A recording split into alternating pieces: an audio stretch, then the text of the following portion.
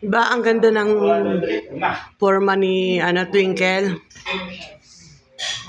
Yung ano, Ang ganda. yung sa nakasalamin. Ang ganda, ang sexy, di ba? Pero yung short niya nakalabas. Okay, okay, next. Ano masasabi mo sa short ni Twinkle? Ano? Parang ano? Law-law yung itlog. May sinasabi yung jowa mo dito. Malaki yung itlog yan.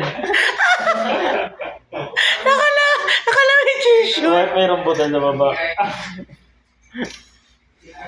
Tanggalin mo yung shades mo rin. Walang shades naman. Ang galit.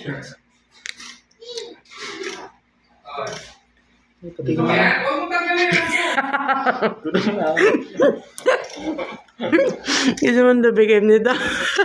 Nakikikagat. Photoshoot po niya. May nakuha siyang project sa ano. Nagpo-photoshoot siya. Kaya lang lawit yung short Kailan niya. mo siyang project plan control. Project. Nag-control.